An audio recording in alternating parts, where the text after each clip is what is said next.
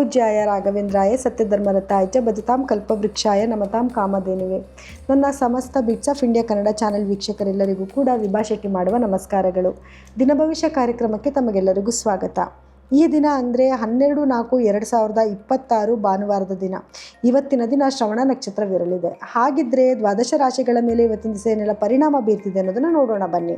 ಮೊದಲನೇದಾಗಿ ಮೇಷರಾಶಿ. ನೋಡಿ, ಮೇಷರಾಶಿಯವರಿಗೆ 11ನೇ ಮನೇಲಿ ಚಂದ್ರನ ಸಂಚಾರ ಇರೋದ್ರಿಂದ ಇವತ್ತಿನ ದಿವಸ ಸ್ವಲ್ಪ ಎಲ್ಲ ಕೆಲಸಗಳಲ್ಲೂ ಲಾಭ ಬರುವಂಥ ದಿನ ಆಗಿರುತ್ತೆ. ನಿನ್ನೆ ಏನೋ ಕೆಲಸ ಮಾಡಿರ್ತೀರ, ಅದರ ಲಾಭನ ಇವತ್ತು ಅನುಭವಿಸೋಂಥ ದಿನ ಆಗಿರುತ್ತೆ. ಏನೇ ಕೆಲಸದಲ್ಲಾಗಿರ್ಬೋದು ಸಕ್ಸಸ್ ನೋಡುವಂಥ ದಿನ ಆಗಿರುತ್ತೆ. ಯಾರನ್ನೋ ಒಬ್ರು ಮೀಟ್ ಮಾಡಬೇಕು, ಮಾತಾಡಬೇಕು, ಇವತ್ತು ನಿಮಗೆ ಸಕ್ಸಸ್ ಆಗುತ್ತೆ ಮಾತಾಡೋಕ್ಕೆ ಹೋದರೂ ಕೂಡ. ಸೊ ಪರಿಹಾರ ಏನು ಮಾಡ್ಕೋಬೇಕು, ಹೋಗೋಕ್ಕೆ ಮುಂಚೆ ನಾವೇನು ಪ್ರಿಪೇರ್ ಆಗಬೇಕು ಅಂತಂದರೆ, ನೋಡಿ, ಯಾವುದಾದ್ರೂ ಈಶ್ವರನ ದೇವಸ್ಥಾನಕ್ಕೆ ಹೋಗಿ ವಿಭೂತಿಯಿಂದ ಅರ್ಚನೆ ಮಾಡಿಸ್ಕೊಂಡು ಬಂದು ಮನೇಲಿ ಒಂದು ಡಬ್ಬಿಲಿ ಹಾಕಿ ಇಟ್ಕೊಳ್ಳಿ. ಆ ವಿಭೂತಿನ ಹಣೆಯಲ್ಲಿ ಇಟ್ಕೊಂಡು ಹೋಗೋದ್ರಿಂದ ಇವತ್ತು ನಿಮಗೆ ಕೆಲಸದಲ್ಲಿ ಇನ್ನಷ್ಟು ಸಕ್ಸಸ್ ನೋಡುವಂಥ ದಿನ ಆಗಿರುತ್ತೆ. ಇನ್ನು ವೃಷಭ ರಾಶಿಯಲ್ಲಿ ಹುಟ್ಟಿರೋರಿಗೆ ಚಂದ್ರ 10ನೇ ಮನೇಲಿ ಸಂಚಾರ ಮಾಡ್ತಾ ಇರೋದ್ರಿಂದ ಇವತ್ತು ವ್ಯವಹಾರನ ಮಾಡುವಂಥ ದಿನ. ಅಂದರೆ ವ್ಯವಹಾರಕ್ಕೆ ಸಂಬಂಧಪಟ್ಟಿರುವಂಥ ಏನಾದ್ರು ವಸ್ತುಗಳನ್ನ ತೊಗೊಂಡು ಬರೋದಾಗಿರ್ಬೋದು, ಅಥವಾ ವ್ಯವಹಾರ ಡೆವಲಪ್ಮೆಂಟ್ ಮಾಡೋದಕ್ಕೆ ಏನು ಮಾಡಬೇಕು ಅಂತ ಕೂತ್ಕೊಂಡು ಮಾತಾಡೋದು, ಅಥವಾ ಹೊಸ ಜ್ಞಾನಗಳನ್ನ ಕಲಿಯುವಂಥ ದಿನ ಕೂಡ ಇವತ್ತು ಆಗಿರುತ್ತೆ. ಸೊ ಇವತ್ತು ನೀವೇನು ಪರಿಹಾರ ಮಾಡ್ಕೋಬೇಕು ಅಂತಂದರೆ, ಮಹಾಮೃತ್ಯುಂಜಯ ಮಂತ್ರನ ಪಠನೆ ಮಾಡ್ಕೊಳ್ಳುವಂಥದ್ದು, ಅಥವಾ ಕೇಳಿಬಿಟ್ಟು ಏನಾದ್ರು ಕೆಲಸಗಳಿಗೆ ಹೋದ್ರೂ ಕೂಡ ಇವತ್ತು ನಿಮಗೆ ಕೆಲಸದಲ್ಲಿ ಸಕ್ಸಸ್ನ ನೀವು ನೋಡಬಹುದು. ಇನ್ನು ಮಿಥುನ ರಾಶಿಯಲ್ಲಿ ಹುಟ್ಟಿರೋರಿಗೆ 9ನೇ ಮನೇಲಿ ಚಂದ್ರನ ಸಂಚಾರ ಇರುತ್ತೆ. ತುಂಬ ಅದೃಷ್ಟಕರವಾದ ದಿನ. ಇವತ್ತು ಏನೇ ಕೆಲಸ ಮಾಡಿದ್ರು ಕೂಡ ಅದರಲ್ಲಿ ಸಕ್ಸಸ್ನ ನೋಡುವಂಥ ದಿನ ಆಗಿರುತ್ತೆ. ನಿಮ್ಮ ತಂದೆ ಒಂದು ಆಶೀರ್ವಾದ ಸಿಗುವಂಥ ದಿನ ಕೂಡ ಇವತ್ತು ಆಗಿರುತ್ತೆ. ಸೊ ಇವತ್ತು ನೀವೇನು ಪರಿಹಾರ ಮಾಡ್ಕೊಬೇಕು ಅಂತಂದರೆ, ನಿಮ್ಮ ತಂದೆ ಕಾಲ್ಮುಟ್ಟಿ ನಮಸ್ಕಾರ ಮಾಡ್ಕೊಳ್ಳಿ, ಅಥವಾ ತಂದೆ ಸ್ವರೂಪದಲ್ಲಿ ಯಾರಿದ್ರೂ ಕೂಡ ಅವರ ಒಂದು ಆಶೀರ್ವಾದ ತೊಗೊಂಡು ಹೋಗೋದ್ರಿಂದ ಇವತ್ತಿನ ದಿವಸ ಕೆಲಸದಲ್ಲಿ ಮತ್ತಷ್ಟು ಅದೃಷ್ಟನ ನೀವು ನೋಡಬಹುದು. ಇನ್ನು ಕಟಕ ರಾಶಿಯಲ್ಲಿ ಹುಟ್ಟಿರೋರಿಗೆ ಅಷ್ಟಮದಲ್ಲಿ ಚಂದ್ರನ ಒಂದು ಸಂಚಾರ ಇರೋದ್ರಿಂದ ಇವತ್ತಿನ ದಿವಸ ಸ್ವಲ್ಪ ನಿಮಗೆ ಮೂಡ್ ಸ್ವಿಂಗ್ ಆಗೋದು, ಕೆಲಸಗಳನ್ನ ಬೇಗ ಮಾಡೋಕ್ಕಾಗಲ್ಲ, ಅಥವಾ ಬಲವಂತವಾಗಿ ಕೆಲಸ ಮಾಡಿದ್ರೂ ಕೂಡ ಆ ಕೆಲಸಗಳಲ್ಲಿ ಸಕ್ಸಸ್ನ ನೋಡೋಕ್ಕಾಗೋದಿಲ್ಲ. ಈ ರೀತಿಯಾದ ಒಂದು ದಿನ ಆಗಿರುತ್ತೆ.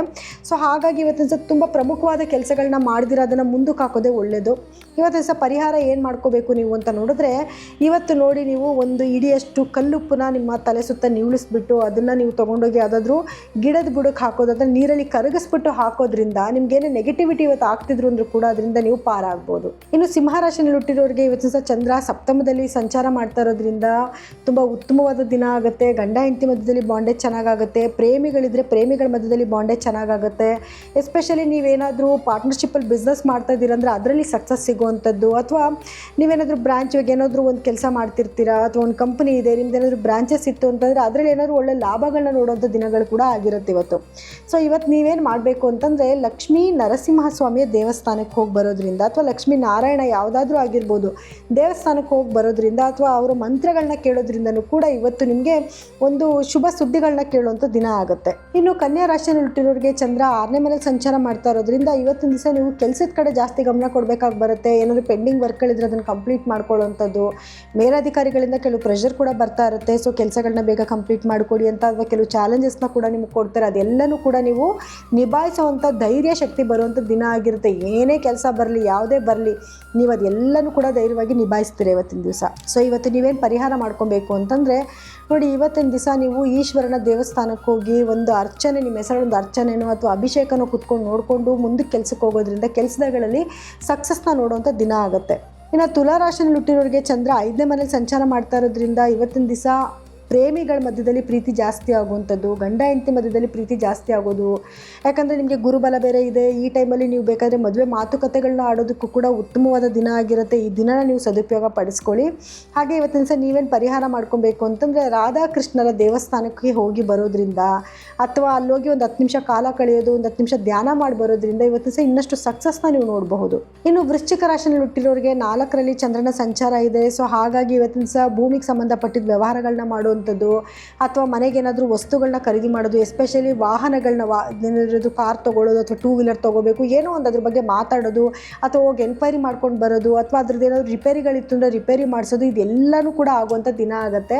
ಸೊ ಇವತ್ತು ನೀವೇನು ಪರಿಹಾರ ಮಾಡ್ಕೊಬೇಕು ಅಂತಂದರೆ, ಬಸವನ ಒಂದು ಆರಾಧನೆ ಮಾಡುವಂಥದ್ದು. ಅಂದರೆ ಈಶ್ವರ ದೇವಸ್ಥಾನದಲ್ಲಿ ಎಲ್ಲ ಕಡೆಯೂ ಕೂಡ ಬಸವಣ್ಣ ಇದ್ದೇ ಇರ್ತಾನಲ್ವ. ಸೊ ಬಸವಣ್ಣನ ಒಂದು ಆರಾಧನೆ ಮಾಡೋದು, ಅಂದರೆ ನಂದೀಶ್ವರನ ಒಂದು ಆರಾಧನೆ ಮಾಡೋದು, ಅಥವಾ ನಂದೀಶ್ವರನ ಯಾವುದಾದ್ರೂ ಮಂತ್ರಗಳನ್ನ ಕೇಳ್ಬಿಟ್ಟು ಬರೋದು, ಕೇಳೋದ್ರಿಂದನೂ ಕೂಡ ಇವತ್ತು ನಿಮಗೆ ಕೆಲಸಗಳಲ್ಲಿ ಸಕ್ಸಸ್ನ ನೀವು ನೋಡಬಹುದು. ಇನ್ನು ಧನಸ್ಸು ರಾಶಿಯಲ್ಲಿ ಹುಟ್ಟಿರೋರಿಗೆ 3ನೇ ಮನೇಲಿ ಚಂದ್ರನ ಸಂಚಾರ ಇರೋದ್ರಿಂದ ಇವತ್ತಿನ ಸಹ ಧೈರ್ಯವಾಗಿ ಕೆಲವು ಕೆಲಸಗಳನ್ನ ಮಾಡುವಂಥದ್ದು. ಯಾವುದೋ ವ್ಯಕ್ತಿ ಮೀಟ್ ಮಾಡಬೇಕು ಅಂದ್ಕೊಂಡಿರ್ತೀರ, ಇವತ್ತೋಗಿ ಮೀಟ್ ಮಾಡೋದು, ಅಥವಾ ಯಾವುದೋ ಒಂದು ಮೀಟಿಂಗ್ ಇರುತ್ತೆ, ಅದು ನಿಮಗೆ ತುಂಬ ಇಂಪಾರ್ಟೆಂಟ್ ಇರುತ್ತೆ. ಇವತ್ತಿನ ದಿವಸ ಏನಾದರೂ ಒಂದು ಮೀಟಿಂಗ್ ಇಟ್ಕೊಂಡು ನೀವು ಮಾತಾಡಿದ್ರೆ ನಿಮ್ಮ ಮಾತಿಗೆ ಒಂದು ಬೆಲೆ ಬರುವಂಥ ದಿನ ಆಗಿರುತ್ತೆ. ಸೊ ಹಾಗಾಗಿ ಇವತ್ತಿನ ದಿವಸ ನೀವೇನು ಪರಿಹಾರ ಮಾಡ್ಕೊಬೇಕು ಅಂತಂದರೆ, ಇವತ್ತಿನ ದಿವಸ ನೀವು ಶನೈಶ್ವರನ ಆರಾಧನೆ ಮಾಡ್ಕೊಬೇಕಾಗತ್ತೆ. ಅದರಲ್ಲೂ ಕೂಡ ಶನಿ ಗಾಯತ್ರಿ ಮಂತ್ರ ಅಂತ ಬರ್ತಾ ಮಂತ್ರನ ಪಠನೆ ಮಾಡೋದ್ರಿಂದ ಇವತ್ತಿನ ಕೆಲಸದಲ್ಲಿ ನೀವು ಸಕ್ಸಸ್ನ ನೋಡಬಹುದು. ಇನ್ನು ಮಕರ ರಾಶಿಯಲ್ಲಿ ಹುಟ್ಟಿರೋರಿಗೆ ಚಂದ್ರ 2ನೇ ಮನೇಲಿ ಸಂಚಾರ ಮಾಡ್ತಿದ್ದಾನೆ. ಇವತ್ತಿನ ಸಹ ಹಣಕಾಸಿನ ವ್ಯವಹಾರ ಮಾಡೋದು, ಅದನ್ನು ಅಗ್ರಿಮೆಂಟ್ಗಳಿಗೆ ಸೈನ್ ಹಾಕೋದು, ಅಥವಾ ತುಂಬ ಇಂಪಾರ್ಟೆಂಟ್ ಪರ್ಸನ್ ಜೊತೆಲಿ ಕುತ್ಕೊಂಡು ಮಾತಾಡುವಂಥದ್ದು, ಅಥವಾ ನೀವು ಯಾರ ಹತ್ರ ಏನೋ ಮಾತಾಡಬೇಕು ಅಂದ್ಕೊಂಡಿರ್ತೀರ, ತುಂಬ ದಿವಸದಿಂದ ಮಾತಾಡಿರಲ್ಲ, ಇವತ್ತು ನೀವು ಮಾಡ್ಕೊಳ್ಳೋದ್ರಿಂದ ಆ ಕೆಲಸಗಳಲ್ಲಿ ಸಕ್ಸಸ್ನ ನೀವು ನೋಡಬಹುದು.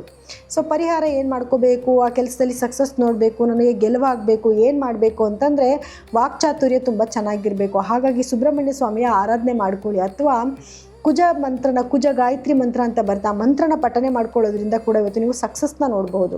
ಇನ್ನು ಕುಂಭರಾಶಿಯವರಿಗೆ ಲಗ್ನದಲ್ಲೇ ಚಂದ್ರನ ಸಂಚಾರ ಇರೋದ್ರಿಂದ ಇವತ್ತು ಹ್ಯಾಪಿಯಾಗಂತೂ ಕಾಲ ಕಳೀತೀರಾ. ಒಂದು ಟ್ರಾವೆಲ್ ಮಾಡ್ತಿರ್ತೀರಾ, ಅಥವಾ ಮನೆಯಲ್ಲೇ ಇರ್ತೀರಾ, ಅಥವಾ ಲೇಸಿಯಾಗಿರ್ತೀರಾ, ಏನೇ ಇದ್ರೂ ಕೂಡ ಒಟ್ಟಿನಲ್ಲಿ ಹ್ಯಾಪಿಯಾಗಿ ಕಾಲ ಕಳೆಯುವಂಥ ದಿನ ಆಗಿರುತ್ತೆ. ಸೊ ಹಾಗಾಗಿ ಇವತ್ತಿನ ದಿವಸ ನೀವು ಚಂದ್ರನ ಒಂದು ಆರಾಧನೆ ಮಾಡ್ಕೊಳ್ಳಿ. ಚಂದ್ರ ಗಾಯತ್ರಿ ಮಂತ್ರ ಅಥವಾ ಚಂದ್ರ ಬೀಜಾಕ್ಷರಿ ಮಂತ್ರಗಳನ್ನ ಒಂದು 11 ಬಾರಿನೋ 21 ಬಾರಿನೋ ಹೇಳ್ಕೊಳ್ಳೋದ್ರಿಂದ ಇವತ್ತಿನ ಸಹ ನಿಮ್ಮ ಕೆಲಸದಲ್ಲಿ ಸಕ್ಸಸ್ನ ನೀವು ನೋಡಬಹುದು.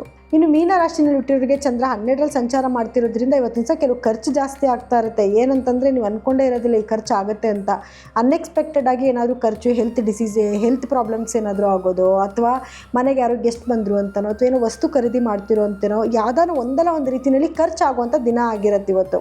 ಸೊ ಇವತ್ತು ನೀವೇನು ಪರಿಹಾರ ಮಾಡ್ಕೋಬೇಕು, ಖರ್ಚನ್ನ ಸ್ವಲ್ಪನಾದರೂ ಅವಾಯ್ಡ್ ಮಾಡ್ಕೋಬೇಕಲ್ಲ ಅಂತಂದರೆ ಗುರುಗಳ ಆರಾಧನೆ ಮಾಡಿ, ಅಥವಾ ಮನೇಲಿ ಯಾರೇ ಹಿರಿಯರಿದ್ದರೂ ಕೂಡ ಅವ್ರ ಕಾಲು ಮುಟ್ಟಿ ನಮಸ್ಕಾರ ಮಾಡ್ಕೊಳ್ಳೋದ್ರಿಂದ ಇವತ್ತು ಸಹ ಸಕ್ಸಸ್ನ ನೋಡುವಂಥ ದಿನ ಆಗಿರುತ್ತೆ. ಸೊ ಇದಾಗಿತ್ತು ದ್ವಾದಶ ರಾಶಿಗಳ ಈ ದಿನದ ಫಲಾನುಫಲಗಳು. ನಾಳಿನ ಫಲಗಳನ್ನ ಹೇಳೋದಕ್ಕೆ ನಾನು ಮತ್ತೆ ಬರ್ತೀನಿ. ಸೊ ಎಲ್ಲರಿಗೂ ಕೂಡ ನನ್ನ ಧನ್ಯವಾದಗಳು.